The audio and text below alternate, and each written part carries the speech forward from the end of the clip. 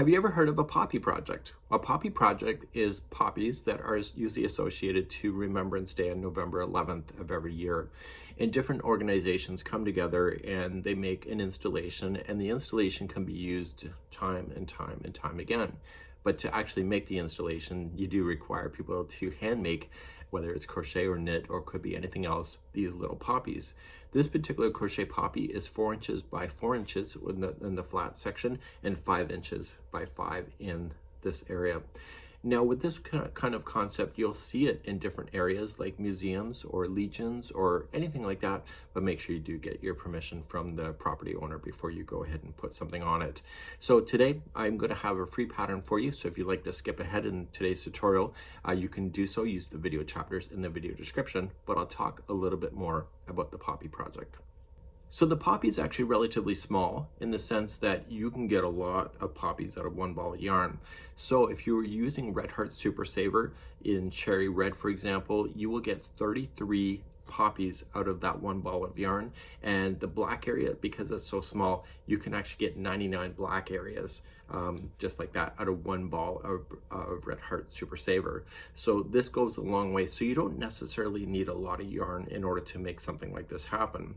Now when you're putting it onto a mesh, and they're like a plastic protector for plants to keep out wildlife in order to do that. So what they do is that using the poppy project, we don't have you take the ends off, because when you submit it, the volunteers will just use those ends and they'll tie it to the mesh and then clean it up and make it look good.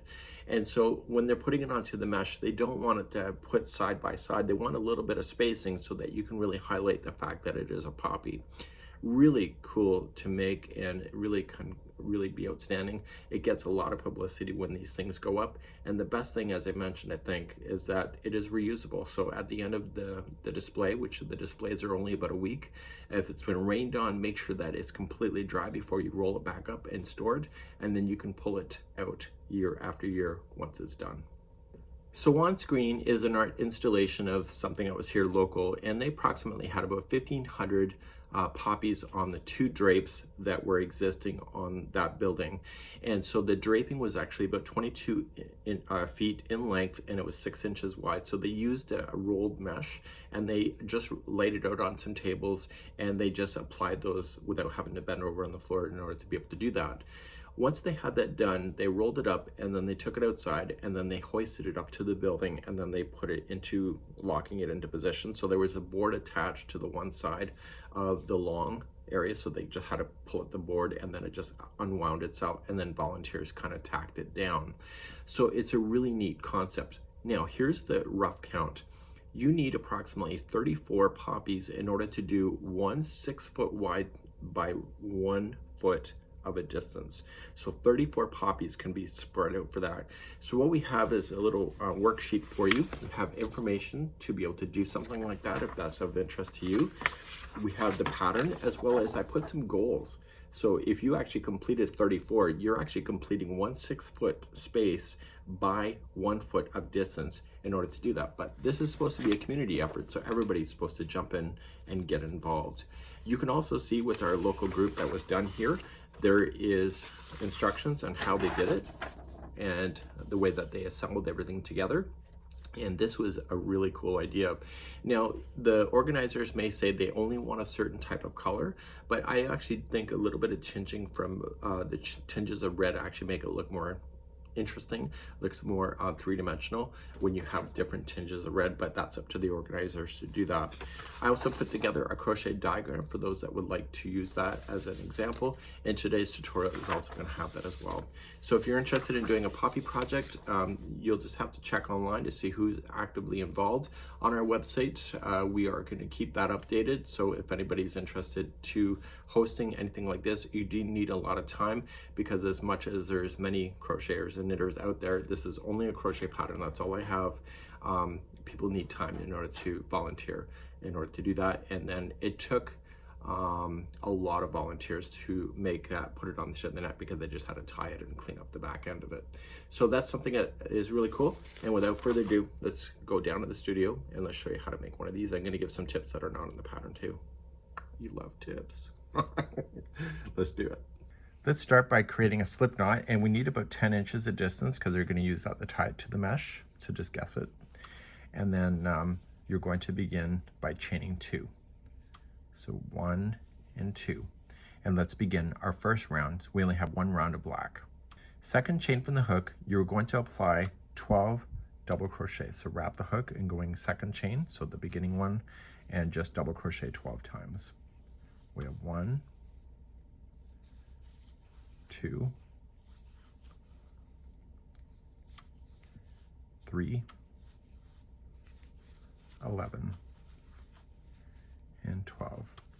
Now, even though I'm experienced and I did count it, I always double count to make sure. So I have 1, 2, 3, 4, 5, 6, 7, 8, 9, 10, 11, 12.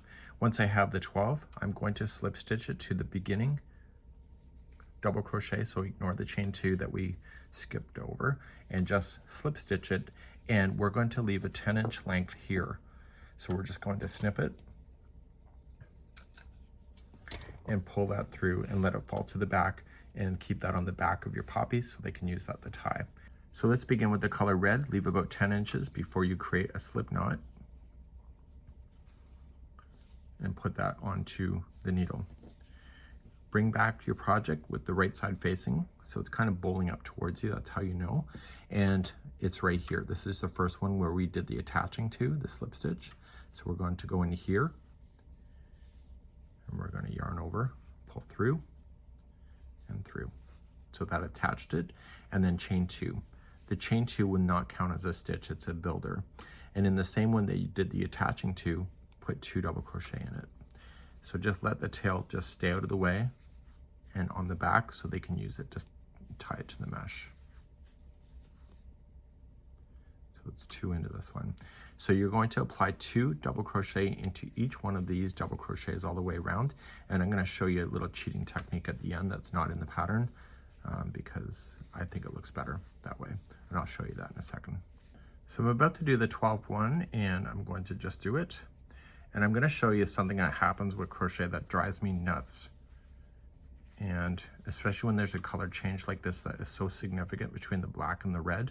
So after the last 2 are in there and I have my 12 sets, you slip stitch to the beginning double crochet.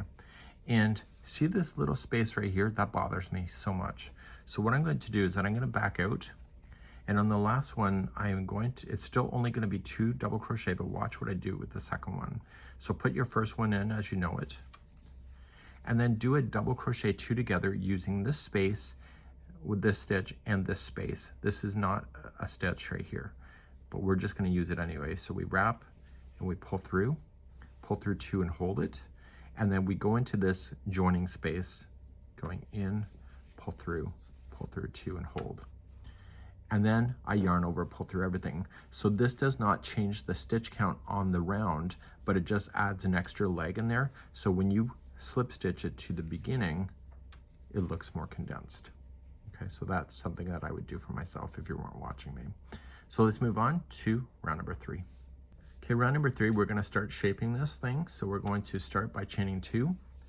And in the first one that you've done the join with, and in the next 3, so 4 in a row, they'll each be 2 double crochet each. So I got 1 in there. Okay, there's got 1 there, so there's 2 and 2 so far. So you put 2 in this one, this is the 3rd time, and the next one is the 4th. So there's 4 stitches in a row that each have 2 double crochets in it. The next 2 are just going to be single crochet, so just come on down and single crochet. And then the next 4 in a row are each going to be 2 double crochet each. And you're going to repeat this all the way around.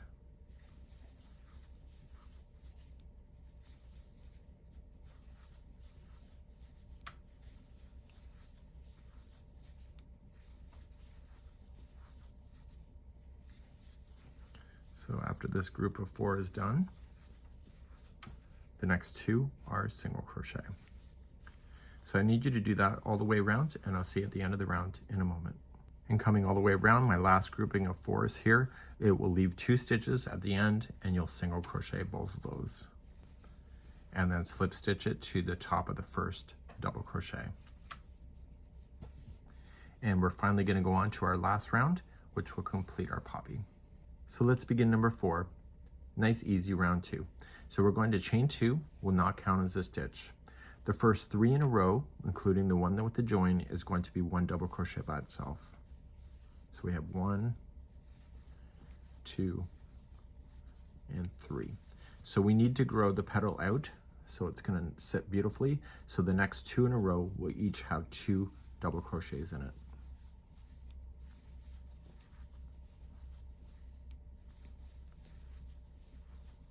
Okay, and then the next 3 in a row of the double crochets, because there's only 3 double crochet left, they're each going to be a double crochet. So it's the middle 2 of each of the petals that gets the 2 double crochet, if that helps you to know that. The 2 singles, just put in a single in each. And so this will bowl up a little bit towards you, but nothing crazy. And then we restart again. So the first 3 in a row will each be a double crochet. So 1, 2, and 3. The next 2 in a row are in the middle of the petal, so they each get 2 double crochet.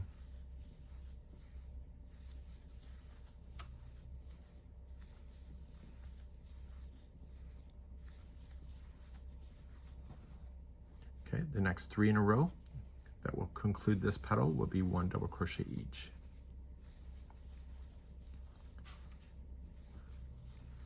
And then the next 2 singles in a row will each be a single. So please do this all the way around. I'll see you at the end of the round. Coming around, the last 2 before the ending is just a single crochet in each. And then you're just going to slip stitch it to the top of the first double crochet or to the beginning of double crochet, and then that's it. So they don't want you weaving in your ends, leave about 10 inches, and therefore just pull this through. And when they're securing this to the mesh, they'll want to tie it so that this is the top of the mesh. So when it's hanging down, this will hold it up, because if you tie it this way, this can flop down, and then the back section right here can be tied to the mesh. So I would recommend that you tie this side to a top of the mesh or wherever it's going to hang, so that it wants to stay open all the time. That's it for today. We hope you enjoy, and leave me a comment below if you felt this was helpful. We'll see you. Bye-bye.